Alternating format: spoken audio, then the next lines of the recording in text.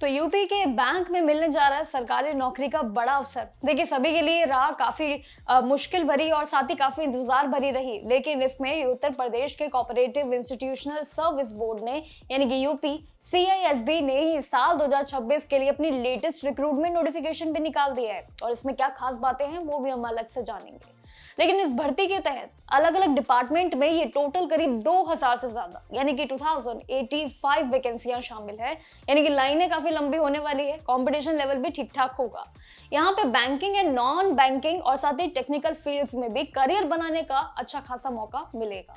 और ये पूरी मेगा रिक्रूटमेंट इसलिए मानी जाती है क्योंकि इस ड्राइव में मैनेजर, मैनेजर, असिस्टेंट अकाउंट और साथ ही जूनियर असिस्टेंट के साथ कई सारे पद भी है, जैसे कि जूनियर इंजीनियर, असिस्टेंट कैशियर जैसे कई सारे इसमें अहम पद यानी कि पोस्टिंग इसमें इंक्लूड है। एप्लीकेशन प्रोसेस की अगर मैं बात करूं तो ऑनलाइन रजिस्ट्रेशन जो कि 25 अप्रैल 2026 से ही शुरू हो चुके हैं, लेकिन इसके लिए अप्लाई करना है तो समय रहते 15 मई से पहले अप्लाई कर देना है क्योंकि यही इसकी लास्ट डेट है।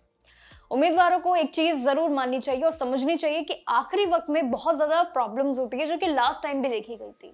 टेक्निकल इश्यूज की वजह से इसलिए समय रहते 15 तारीख से अगर पहले करेंगे तो upcisb.up की gov.in की ऑफिशियल वेबसाइट पे सबमिट कर देना अपना एप्लीकेशन।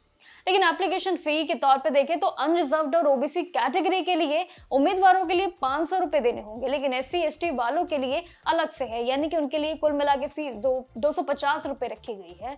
और जो PWD यानी कि जो डिसेबल उम्मीदवार है उनके लिए कोई भी फी नहीं है, उनके लिए बिल्कुल फ्री है। लेकिन इस पूरे रिक्रूटमेंट के लिए 3 मुख्य सर्विस जरूर बनती है और 3 स्टेजेस है ताकि हर तरीके की क्वालिफिकेशन वाले लोगों को अप्लाई करने का मौका मिले।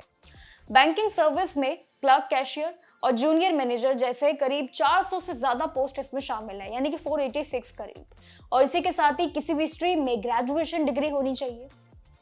लेकिन नॉन बैंकिंग सर्विस में एडमिनिस्ट्रेटिव असिस्टेंट और ऑफिसर मैनेजर जैसे कई पद शामिल होते हैं और जिनके लिए वही टेक्निकल सर्विस में IT ऑफिसर और सिविल इलेक्ट्रिकल मेंटेनेंस के लिए भी करीब 200 से ज्यादा असिस्टेंट इंजीनियरिंग के पद भी निकले गए हैं, जिसमें से 252 आप मान के चलिए।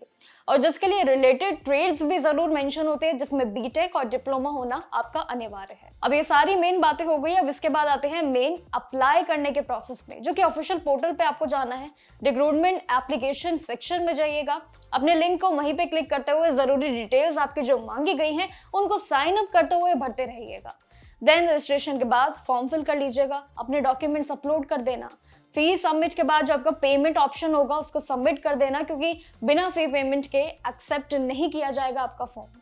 लेकिन याद रखना कि ऑनलाइन एप्लीकेशन अभी भी दोबारा कि आपके लिए 20 मई 2026 तक का लिंक एक्टिव है। 15 तारीख इसकी डेडलाइन है, उससे पहले सबमिट कर देना और कंफर्मेशन सबमिशन के लिए प्रिंट आउट भी ले लेना। बाकी मेन आपकी सारी चीजें इस पूरी वीडियो में इंक्लूड है।